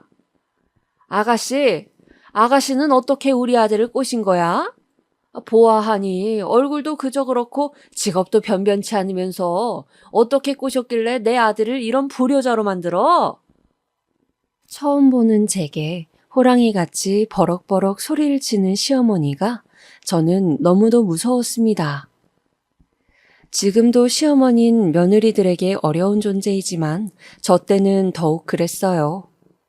어떻게 말씀을 드려야 할지 알 수도 없었고 이 사람의 돈이 아니라 마음을 보고 결혼하려는 게 오로지 돈을 노리고 이 집안에 시집 온 게 아니냐며 저를 혼내시는 시어머니를 보니 절로 기가 죽었습니다. 시어머니 앞에서 고개를 푹 숙이고 아무 말도 못하고 있으니 마치 제가 정말 그런 사람이 되기라도 한 것 같아 가슴이 타들어갔어요. 그런데 거기서 저를 꺼내준 사람이 있었으니 바로 제 남편이었어요. 엄마, 저는 이 사람이어야 해요. 제가 말씀드렸죠? 이렇게 무례하게 구시면 저 어머니 얼굴 안 보고 살겠다고요. 정말 그걸 바라세요? 너 이 썩을 놈의 자식 끝까지? 하지만 남편이 굳건히 밀고 나가자 시어머니는 좀 전과는 다른 태세가 되어 말을 잇지 못하셨습니다. 아무래도 남편의 인연 끊겠단 말이 크게 작용한 것 같았어요. 그리고 시아버지 역시 시어머니와 다르게 아니 뭐 부족한 게 있다고 예비 며느리를 앉혀놓고 이 난리를 떨어. 고만 못해? 정말 창피하게 이럴 거야? 하며 편을 들어주신 덕에 저는 무사히 결혼까지 할 수 있게 되었어요. 너무도 간절히 원했던 결혼이었기 때문에 저는 결혼식을 치르면서도 신혼집에 처음 들어왔을 때도 감격스러운 마음을 억누르기 힘들었어요. 나만의 보금자리가 생긴다는 건 제게 생명의 동아줄을 얻는 것과도 같았어요. 또 난관을 뚫고 결혼한 만큼 지금의 시간에 더 감사하고 살자며 그리 다짐하면서 신혼생활을 시작하게 되었지요. 남편과의 신혼생활은 인생을 살면서 겪었던 그 어떤 시간보다 행복했습니다. 아침마다 직장으로 출근하는 남편의 옷을 다려주는 것도, 남편이 출근 전 제게 갔다 올게 여보 하며 나가는 뒷모습을 바라보는 것도, 저녁에 남편이 좋아하는 찌개로 한 상을 차리는 것도, 남편이 좋아하며 찌개를 한 숟갈 뜨는 걸 보고 있는 것도 일상의 순간순간들이 소소하지만 제겐 다 행복들이었어요. 작지만 큰 행복들이었죠. 그리고 그 행복은 제가 아이를 낳고 키우면서 절정으로 이르렀어요. 저는 사실 아이를 낳는 거에 회의적이었어요. 솔직히 말하면 겁이 났어요. 하지만 남편 생각은 달랐어요. 여보, 나는 자신이 없어. 아무리 다른 집 여자들이 애 둘, 셋 아무렇지 않게 키운다 하지만 나는 잘할 수 없을 것 같아. 부모 사랑도 모르고 큰 내가 어떻게 부모가 되겠어. 당신이 매일 나한테 해주는 걸 생각해봐. 당신 충분히 잘하고 있잖아. 만약 아이가 당신 같은 엄마를 가지게 된다면 정말 행복할 거야. 당신은 이미 준비가 되어 있어. 항상 현명한 남편이니까 이번에도 남편의 말이 맞겠거니 하고 마음을 달랬습니다. 그리고 나아보니 알겠더군요. 남편의 말이 맞았지요. 아이를 낳으면 낳는 고통보다 키우는 고통이 더 강하다 했지만 갓난아기를 품에 안기 시작했을 때부터 저는 이미 엄마였어요. 아이가 자주 깨어 잠도 자지 못하고 저나 남편이나 육체적으로는 필요할지 몰라도 이미 엄마라는 역할이 주는 책임감이 저를 움직이게 했어요. 그리고 말로 표현할 수 없는 강한 모성애가 내가 받지 못한 사랑을 이 아이에겐 꼭 남김없이 주어야겠다는 생각을 들게 했어요. 제가 정신없이 육아에 몰두하고 있을 무렵 남편은 당시 일이 바빴어요. 애도 생겼으니 더 돈을 벌어야 한다며 일부러 야근도 자처할 때였어요. 저도 그런 남편을 안쓰러워할 기색 없이 육아로 바빴을 때였고요. 하지만 잠잠하던 시어머니의 간섭과 채찍이 그 시기 다시 시작되고 말았어요. 아마도 남편이 바쁜 틈을 타 저를 쥐잡듯 잡으려 한 것 같아요. 아니, 아들도 낳지 못했으면서 집안일은 왜 이리 어수룩하게 하는 게냐? 여기 유통기한 지난 잼은 왜 안 버리고 있어? 반찬은 이게 또 뭐야? 다 쉬어 꼬부라져가지곤. 너 설마 이런 걸 우리 아들한테 내놓는 거니? 어머니 연락도 없이 웬일이세요? 연락하고 오시지 그러셨어요. 그럼 제가 뭐라도 차려놨을 텐데. 내가 연락하고 오면 네가 싹 치워놓고 살림 잘하는 척하고 있을 텐데 내가 너한테 왜 그럴 틈을 주냐? 하여튼 여자가 게을러 빠져가지고는 내가 너 같은 며느리를 둔 건 생각하면 아휴 전생에 무슨 큰 죄를 지은 건지. 겨우 좋은 목소리로 어머니를 맞이하면 시어머니는 웃는 얼굴에 그렇게 침도 뱉는 분이셨습니다. 제게 게으르다며 너 같은 며느리를 들여 집안 꼴이 망가지고 있단 말을 서슴없이 하시곤 했죠. 그럴 때마다 마치 저는 친정이 없어 내가 이런 취급을 받는 건가 하는 생각에 사로잡히곤 했어요. 제 잘못이 아닌데도 그것마저 제 잘못처럼 느껴졌지요. 심지어 남편이 혼자 밥벌이 하느라 힘들어 보이길래 부업이라도 할 겸 집에서 광고 글을 올려주는 아르바이트를 한 적이 있는데 그걸 가지고도 그렇게 트집을 잡으셨습니다. 네가 대학만 나왔어도 우리 아들이 혼자 벌며 고생할 일은 없을 텐데 대학도 못 나오고 학력이 그 수준이니 그런 일밖에 못하는 거 아니냐. 아휴 불쌍한 내 아들 저리 말라가지고. 정말 트집을 잡다 못해 그런 것까지 잡아야 속이 시원하신 건지 어머니는 갖가지 일로 비난하고 구박하고 사람을 못살게 굴었어요. 어쩔 땐 제 상처를 건드리기도 했습니다. 제 결혼식에도 오지 않는 어머니를 비꼬면서 어쩜 부모가 자식에게 그럴 수 있냐면서 자칫 저를 위로하는 말처럼 들렸지만 사실상 시어머니가 하고 싶었던 말은 다른 의미의 말이었죠. 그걸 알게 된 건 바로 그 사건이 일어났을 때였습니다. 제 딸아이가 한참 울고 있을 때였는데요. 평소와 같이 갑자기 집에 들어와 샅샅이 둘러보시던 시어머니가 대뜸 그만 그 갓난아이에게 시끄럽다며 고함을 지르는 겁니다. 그러면서 개집애가 왜 이렇게 요란하게 울어? 벌써 저러면 큰일인데 말이야? 라고 하시는 겁니다. 그 말에 왜 그리 화가 났을까요? 지금까지 절 향했던 모욕까지는 참을 수 있었습니다. 그런데 딸아이를 향해 고함 지르는 시어머니를 보니 그땐 참지 못하겠더라고요. 어머니, 아인이 울 수도 있죠. 화를 내시면 어떡해요? 너 지금 나한테 말대꾸 하는 거니?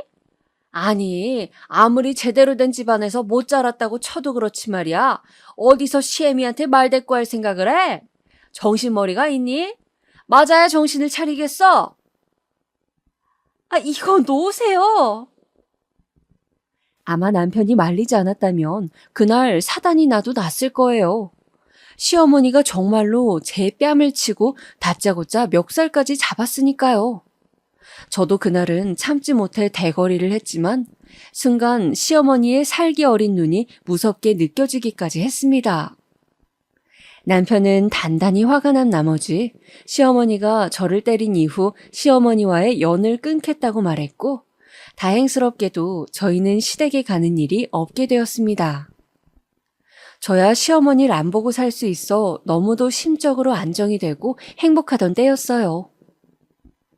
하지만 행복도 잠시 하늘이 우리의 행복을 질투라도 한 건지 우리 아이가 1살이 되었을 그즈음 믿기 힘든 일이 생기고 말았어요. 이 얘기를 자세히 풀었을 용기는 없으니 간략하게 말씀드릴게요.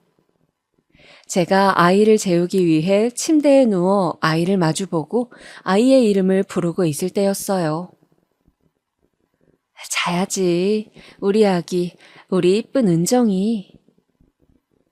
그리고 그때 휴대폰이 울렸고 저는 급하게 갓난아기를 업고 병원으로 뛰어들어갔어요. 거기서 마주한 건 처참한 모습의 남편이었고요. 저는 우는 아이를 붙잡고 그 자리에 엎어져 함께 오열했고 그러다 남편에게 제대로 된 작별 인사도 건네지 못한 채 남편을 멀리 보내고 말았어요. 장례식에선 무슨 정신으로 있었는지 모르겠어요. 기억이 나는 건 한 가지뿐이에요. 한겨울 서리빨보다 차가운 눈으로 절 보시던 시어머니가 제 가슴에 꽂았던 비수였지요. 너 때문이다. 우리 아들이 너만 아니었어도, 너랑 결혼만 아니었어도 이런 일은 없었어. 복 없는 며느리랑 결혼하면 이런 일이 생긴다던데 너 때문에 개 발자가 꼬인 거야. 어머니. 시어머니는 아들의 죽음에 제정신이 아니셨고 그 상태는 오래 지속됐어요. 밤마다 저희 집을 찾아와 문을 두드려댔고 그때마다 온갖 폭언을 내뱉으셨습니다. 차마 들을 수 없는 그런 말들을 갓난쟁이와 함께 듣고 있는데 어느 날은 정말 못 참겠더라고요. 그래서 아이와 함께 집을 처분하고 도망치듯 시어머니 없는 곳으로 가게 되었습니다. 내 남편이자 가족을 잃은 상실도 끔찍했는데 이런 상황에 내몰리게 된 것도 참으로 비참했지요. 그렇게 저와 갓난아기가 머물게 된 곳은 바로 지하 단칸방이었어요. 당시 남편의 돈이 자기 돈이라며 주장하신 시어머니에게 모아놓은 돈 거의 대부분을 다 드렸기 때문에 수중에 가진 돈이 없었어요. 그나마 지키고 있던 게 남편의 사망보험금이었는데 그걸로는 너무나 막막한 상황이었어요. 일을 해야 하는데 그렇다고 아기를 어디에 맡길 데도 없었으니까요. 어느 날 갑자기 공중으로 사라져버린 남편도 아직 떠나보내지 못했는데 앞으로 아이와 내가 살아갈 현실은 너무도 시리고 차갑게 느껴졌어요. 이럴 때 날 도와줄 친정이라도 있었다면 최소한 추운 단칸방에 아기를 눕히지는 않아도 되었을 텐데 이런 신세는 면했을 텐데 스스로 생각하기에도 참혹했습니다. 허나 그때 저를 살게 했던 건 아기였어요. 남편을 따라가고 싶은 마음이 문득문득 치솟았지만 저 없으면 이 추운 방에 홀로 남을 아이를 외면할 수 없었어요. 그래서 살았습니다. 이 악물고 앞으로 가야 할 길만 생각하면서요. 허나 애 낳고 집 봐줄 사람이 없었어요. 그게 제일 시급한 문제였어요. 하지만 그런 제게 은인 같은 분이 생겼지요. 아유, 아기 엄마가 안 됐네. 남편 잃고 당장 지낼 곳은 있어요? 일단 여기 방이 있으니까 애 눕히고 있어. 정말 감사합니다, 사장님. 감사합니다, 사장님. 사람이 정말 죽으라는 법은 없는 걸까요?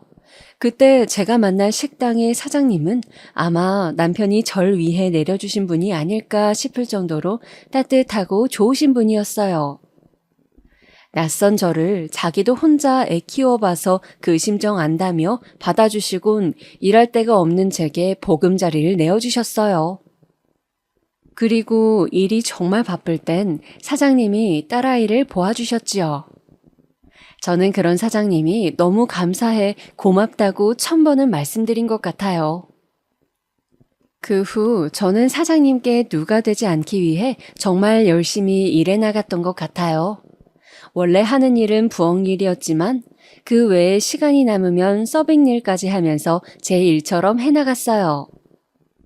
사장님께선 나이가 많으신 분인지라 자주 허리가 아프셔서 앉아 계시곤 했는데 그래서인지 제가 할 일이 더 많았지요.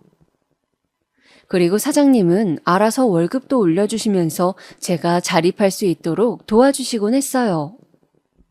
또 저와 딸아이가 건강하게 자랄 수 있도록 이따금씩 아기용품도 사주시곤 했지요. 그렇게 딸아이는 생각보다 많은 사람들의 사랑을 받으며 쑥쑥 크기 시작했어요. 어느덧 초등학교에 입학하게 된 나이가 되자 딸아이는 자기가 손님들 반찬을 갖다 주기도 하고 일도 도우려 했어요. 아이고, 우리 은정이 기특하기도 하지.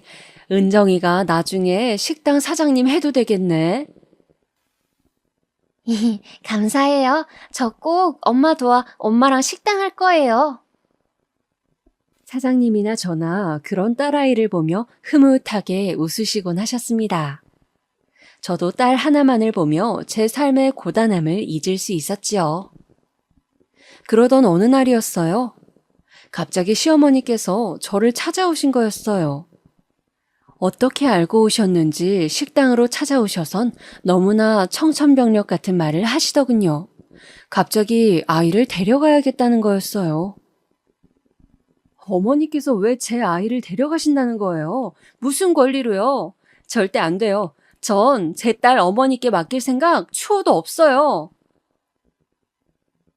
넌 그럼 이런 더러운 식당 구석에서 네 자식을 키우겠단 거야? 네가 그러고도 애 엄마니? 죽은 내 아들이 하늘에서 얼마나 비통해하고 있을지 그런 생각은 안 해봤니? 시어머니는 손주 얼굴 한번 보러 왔다가 이게 대체 무슨 꼴이냐며 네가 안 주면 내가 억지로라도 끌고 가겠다는 엄포까지 놓았어요. 정말 기가 막히더라고요. 그래서 어머님 그럴 권리 없으세요. 하고 당당히 말하긴 했지만 그날부터 계속 가게를 찾아와 아들을 찾는데 너무 겁이 났어요. 시어머니는 진상과 다름없었어요. 오셔선 아이를 데려가라 하셨고 그 때문에 손님들이 밥을 먹다 떠나시기도 했어요. 그 바람에 제가 식당을 그만둬야 하나 걱정할 정도로 얼굴을 못 들고 있었죠. 하지만 더욱 심각한 일은 그 후에 일어나고 말았어요. 식당 사장님께서 아무래도 가게를 폐업해야 할 것 같다고 말씀하시는 거였어요. 사실상 가게 운영이 어려워진 지는 오래되었고 저도 마음의 준비는 해야겠다고 생각했는데 시기가 너무 안 좋게 맞물려 버리고 만 거죠. 미안해 은정 엄마. 나도 가게세 낼 돈이 없네. 더 하면 우리도 손해야. 우리는 그렇다 치고 은정 엄마네는 어떡해? 당장 지낼 돈은 있지? 네, 그럼요. 모아놓은 돈이 있으니까 어떻게든 버텨봐야죠. 다행스럽게도 제가 식당에서 모아놓았던 돈이 있었기 때문에 길거리에 나앉지는 않아도 되었지만 사실상 오래 버티기는 힘들었어요. 바로 다음 일자리를 구해야 했지요. 딸아이도 초등학교에 입학했으니 돈 들어갈 때도 많을 테니까요. 딸아이는 씩씩하게도 엄마, 나 학교 갔다 오면 내가 밥도 차려 먹고 할 수 있어. 그러니 걱정하지 마. 하고 말하곤 했지만 그래도 엄마 마음이라는 게 딸아이를 혼자 단칸방에 두고 일하러 나가야 하는 심정이 이루 말할 수가 없었지요. 시어머니는 여전히 저희 집 문을 가끔씩 두드리긴 하셨지만 그조차도 제가 계속 무시하고 문도 열어주지 않으니 포기해 가는 듯 했어요. 불행 중 다행이었달까요? 허나 딸이 조금 컸을 무렵 우려하던 일이 터지고 말았습니다. 어느 날 집에 돌아왔더니 절 기다리고 있어야 할 딸이 없는 거예요. 흔적도 없이 마치 공중으로 날아간 것 같았어요. 딸이 사라졌다는 사실에 눈이 뒤집혀져 며칠을 잠을 못 자고 끙끙거리고 있는데 문득 시어머니가 떠올랐어요. 저는 그 즉시 당장 택시를 잡고 시어머니 집으로 향했습니다. 가는 동안 시어머니에게 똥물을 퍼주어 주리라 속으로 다짐하고 또 다짐했지요. 드디어 시어머니의 집에 도착한 순간 저는 심호흡을 하고 그 지옥 같은 대문을 열었어요. 그런데 시어머니 혼자 나올 줄 알았건만 시어머니가 딸아이 손을 잡고 함께 나오더군요. 그러면서 하는 말이 여기 왜 왔니? 였어요. 태연하고 뻔뻔스레 남의 자식을 가져가 놓고 하는 말이 그거라니 피가 거꾸로 솟는 것 같았어요. 지금 뭐 하시는 거예요? 이거 납치예요. 은정아, 얼른 엄마 옆으로 와. 납치는 무슨? 네가 말해라. 어디서 살고 싶은지. 너 네 엄마랑 살고 싶니? 순간 이게 무슨 상황인가 싶었어요. 갑자기 딸에게 저랑 같이 살고 싶냐고 묻는다는 게 말이죠. 그런데 뒤이어 딸아이는 머뭇거리더니 제게 여기서 지내면 안 되겠냐고 하더군요. 여기 할머니 집에서 지내고 싶다고 하는 말에 저는 그만 숨을 멎은 듯 했습니다. 그리고 다시 물어봤어요. 정말? 은정아, 정말이야?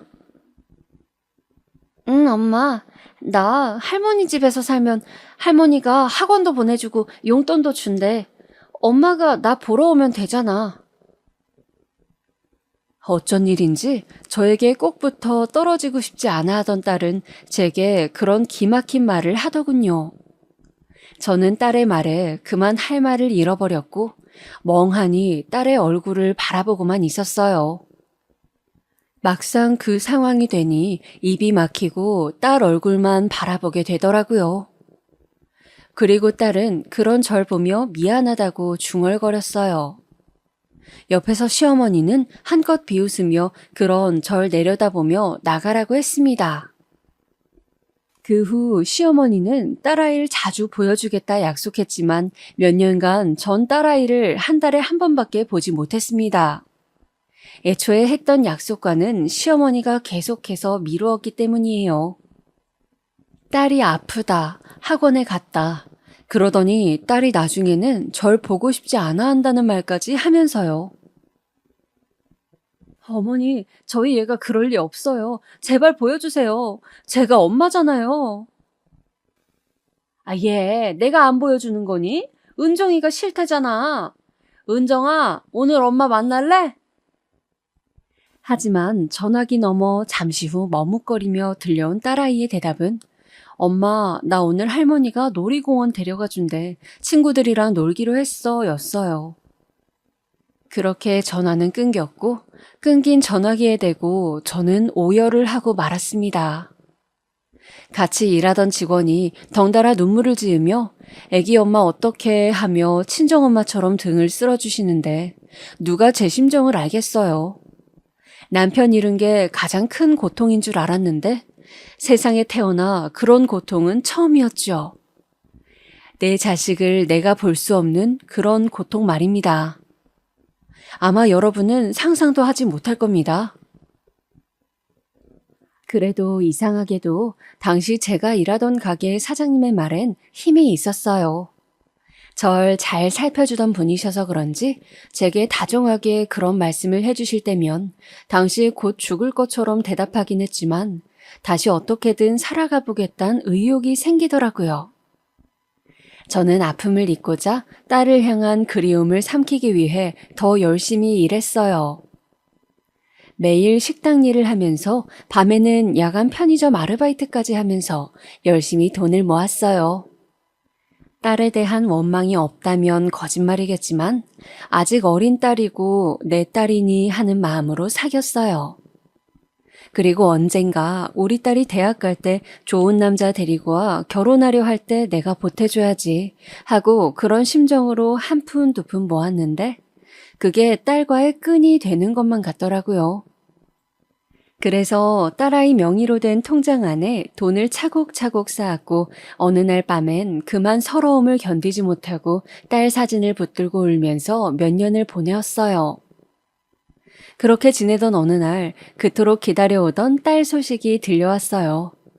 바로 딸이 중학생도 안 된 나이에 유학길에 오른다는 소식이었죠. 그것도 시어머니가 아닌 시누이를 통해 들었던 거였습니다. 언니, 우리 엄마가 은정이 유학 보낸다고 해요. 엄마가 전하지 않을 것 같아서, 언니도 알고는 있어야 할 것 같아서 말해요. 뭐라고요, 아가씨? 그게 정말이에요? 그날로 저는 시댁을 찾아가 문을 두드렸어요. 하지만 시어머니가 아닌 낯선 사람이 나오더군요. 그러면서 하는 말이 얼마 전에 집을 팔고 이사를 갔다는 거였어요. 제가 그게 무슨 말이냐, 여기 살았던 사람들은 모르냐 물었지만 그분도 모른다며 고개를 가로저었고 저는 그 길로 제 딸아이의 행방을 알 길이 없어졌습니다. 시어머니도 시누이도 모두 제 연락은 받지 않았으니까요. 자식이 살았는지 죽었는지 모른 채로 산다는 건 생각보다 더 막막한 고통이었어요. 딸아이 이름에 통장 속 잔고는 쌓여가는데 그리워하는 것 말곤 할 수 있는 게 없었어요. 머릿속으로 딸아이의 어렸을 적의 기억만을 가지고 사는 동안엔 어느 날은 딸아이가 문을 열고 들어와 엄마 하고 불러줄 것만 같아 하염없이 문을 바라보기도 했습니다. 그렇게 산 지 10년의 세월이 지났어요. 가지 않을 줄 알았던 시간도 흐르고 죽을 것 같았지만 어찌저찌 숨이 붙어 있으니 살아는 지더랍니다. 저는 어느덧 50을 바라보는 나이가 되었고요. 저는 여자 고등학교 앞에서 저만의 자그마한 식당을 운영하고 있었어요. 비록 작은 김밥집이었지만 그래도 저 혼자 책임지고 살기엔 나쁘지 않은 벌이었어요. 학교 앞에 있던지라 교복 입은 학생들이 자주 들락거렸는데 그 나이 때 배고파 학교가 끝나면 김밥집으로 달려오는 애들을 보면 하나라도 더 주고 싶고 그런 애들을 보는 게 인생의 유일한 낙이었습니다. 하지만 경제적인 형편이 나아졌다 하더라도 항상 마음속은 허했습니다. 딸로 인한 그리움은 그 어떤 것으로도 대체되지 않았으니까요. 그래서일까요? 어느 순간 눈앞이 어질거리고 기절할 것 같아 병원을 찾아갔는데 제가 암이라고 하더라고요. 눈앞이 컴컴했습니다. 날 돌봐줄 사람도 없는 마당에 암이라니. 하늘이 나를 이렇게 미워할 수 있나? 내가 전생에 무슨 나쁜 일을 한 건가? 참 원망스럽고 그러면서 문득 우리 딸 얼굴이 생각나는데 눈물이 쏟아질 것 같았습니다. 환자분, 지금이라도 당장 입원해서 수술 받으셔야 합니다. 의사의 말을 듣는 와중에도 저는 계속해서 딸아이의 얼굴을 그리고 있었어요. 어디선가 타지에서 엄마 없이 살고 있을 딸을 생각하면 누군가가 심장을 도려낸 듯이 아팠습니다. 그래도 죽기 전 딸 얼굴은 봐야 하는데 저는 그만 날 찾지 않는 딸을 향한 깊은 원망, 배신감, 그동안의 슬픔들이 모두 겹쳐 진료실에서 선생님 가운을 잡고 목 놓아 울고 말았어요. 처음엔 삶에 대한 허망함 때문에 수술도 받지 않으려 했지만 주변 사람들이 아니, 무조건 살아야지. 어떻게든 살아. 수술 안 받기만 해봐. 내 그냥 억지로라도 병원에 끌고 갈 테니까. 라고 하는 바람에 어찌저찌 입원을 하게 되었어요. 특히 이 김밥집을 찾아주는 아이들을 생각하니 이상하게 살고 싶다는 생각도 들었고요. 그렇게 저는 입원 준비를 마치고 병원으로 들어가기 전날 한 사람을 만나게 되었습니다. 지금 생각하면 운명이지 않을까 싶은데요.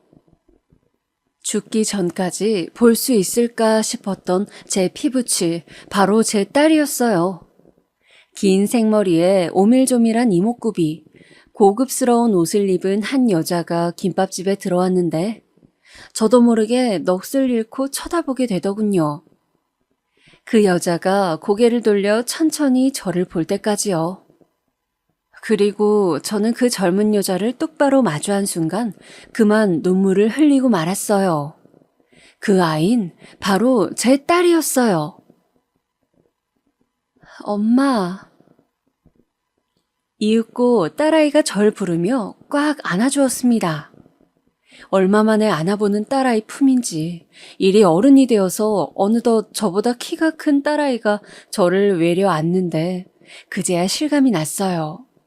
딸이 내 품 안에 있구나. 엄마, 보고 싶었어.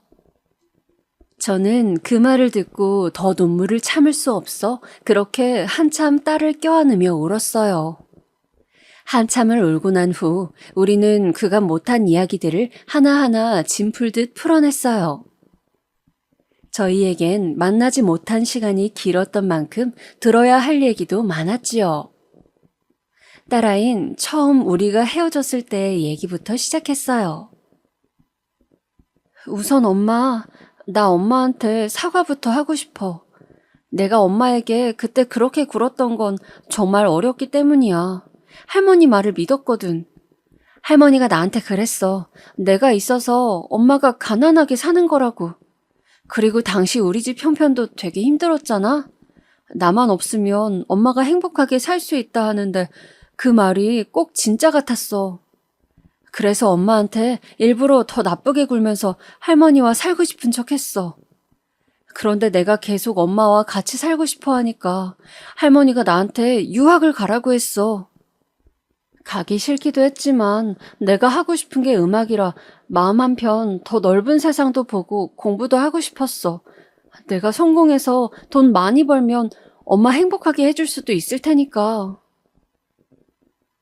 그렇게 딸아이는 유학길에 올랐다고 합니다. 하지만 할머니는 한국에 나와도 엄마 주소를 알려주지 않았고 심지어 딸이 제 번호를 알려달라고 전화를 걸었을 때조차 받지 않았다 합니다. 딸은 힘든 유학 생활에 어려움이 겹쳐 엄마가 더 보고 싶었고요. 허나 딸도 유학 생활이 길어지고 하면서 자기가 엄마에게 준 상처 때문에 엄마가 자기를 보고 싶어 하지 않을까봐 많이 두려웠다고 해요. 또 할머니가 갑자기 지원을 끊는 바람에 먹고 살기 바빠서 어느새 한국은 있고 거기에 적응을 하면서 시간이 생각한 것보다 많이 흘러갔다고 해요. 그래도 엄마는 엄마인지라 지금에서야 용기를 내어 저를 찾아왔다고 하고요. 엄마 당당히 볼 수 있을 것 같아서. 엄마, 내가 어려서 엄마 마음에 나도 모르게 상처를 냈어. 미안해. 딸아이의 말에 그만 저는 그동안 딸에게 품었던 작은 원망이 녹아내리는 걸 느끼며 오열을 하고야 말았습니다. 그리고 저와 딸아인 서로의 어깨가 축축해지도록 꼭 껴안았어요. 그러자 잠시 뒤 딸이 나 엄마한테 소개시켜주고 싶은 사람이 있어.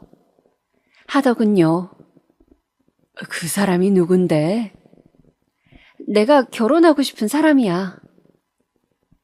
그렇게 저는 딸아이가 결혼하고 싶다고 했던 사람까지 만나게 되었어요. 딸아이가 결혼하려는 사람은 딱 봐도 훤칠해 보이고 사람도 다정하고 자상해 보였어요. 무엇보다 어른을 모시는 예의를 보니 인성이 괜찮은 사람이라는 게 느껴졌어요. 자식에 이어 자식이 결혼하려는 사위까지 만나게 되다니 이 시간은 꿈인지 생시인지 모를 만큼 더할 나위 없이 행복했습니다. 허나 저에겐 하나 남아있는 문제가 있었습니다. 바로 제 몸 상태였지요. 딸에겐 알려야 할 것 같아 오랜만에 상봉한 어미이지만 아프다는 이야기를 전하니 딸은 저보다 더 서럽게 울더라고요. 그러면서 자기가 어떻게든 엄마를 낫게 해줄 거라며 소리치는데 주책맞게 살고 싶다는 기도를 조용히 하늘에 올리게 되더군요.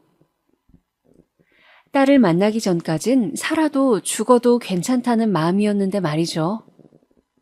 딸은 수술날 예비 사위와 함께 밖에서 저를 지켜주고 있었어요. 그 덕분인지 저는 다행히 수술을 잘 받고 회복도 빠르게 해나갈 수 있었습니다. 딸은 물론 제 회복 기간 동안 옆에서 정말 극진히 저를 보살펴 주었답니다. 얼마나 살갑고 다정하던지 병동 사람들이 다 부러워할 정도였어요.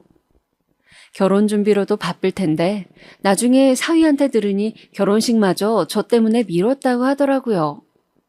그 말을 듣고 그게 무슨 말이냐 난리를 쳤지만 딸은 나한테 지금은 엄마가 더 중요해 하며 자기 의견을 밀어붙이더군요. 누굴 닮아 그리 고집이 센 건지 어쩔 수 없이 저는 못 이기는 척 딸의 간호를 받으며 1년여간 딸과 함께 한 집에서 오순도순 그간 못다한 모녀간의 정을 나누며 시간을 보내었습니다. 예비사위도 얼마나 깍듯하고 자상한지 저 때문에 결혼식이 미뤄졌으면 자기 입장에선 좀 그럴만도 한데 오히려 딸보다 더 살뜰했습니다. 장모님이 건강해지셔야 저희 결혼식도 보시고 그러죠. 사위는 제가 먹는 약까지 챙겨주며 그런 말을 종종 하곤 했습니다. 그런 모습을 보니 우리 딸이 좋은 남자를 만났다는 생각에 마음이 많이 놓이곤 했네요. 그리고 몸이 어느 정도 회복된 뒤엔 저는 정말로 딸아이 결혼식에 참석해 꿈과 같은 순간을 맞이했습니다. 꿈에라도 이런 순간이 있을까 싶었던 그런 순간이었어요. 엄마, 나 잘 살게. 고마워, 나 낳아줘서. 그리고 이쁘게 키워줘서. 아이고, 우리 딸, 이뻐라. 결혼식이 끝나고 딸이 환한 얼굴로 웃으며 저런 말을 하는데 괜시리 또 눈물이 날 뻔한 걸 참았습니다. 거기다 딸은 신혼여행을 다녀온 뒤 신혼집을 일부러 저희 집 근처에 잡았다며 앞으로 엄마 모시고 살 거니 잔소리 들을 각오하라는 우스갯소리를 했네요. 아픈 엄마 모시고 산다는 게 얼마나 힘든 일인지 아는데 그걸 또 자처하는 딸에게 고맙기도 미안하기도 했습니다. 얼마 전엔 시어머니였던 사람도 만나고 왔습니다. 어느 날 딸이 제게 할머니가 지금 어디 있는지 알고 있다며 같이 가지 않겠냐고 하더라고요. 저는 그러겠다 하곤 딸아이의 손을 붙잡았어요. 딸아이가 저를 데리고 간 곳은 요양원이었습니다.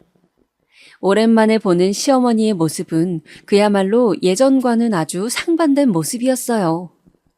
아주 늙고 허름한 모습으로 누워있는데 기억도 가물가물하신지 저조차 못 알아보시더군요.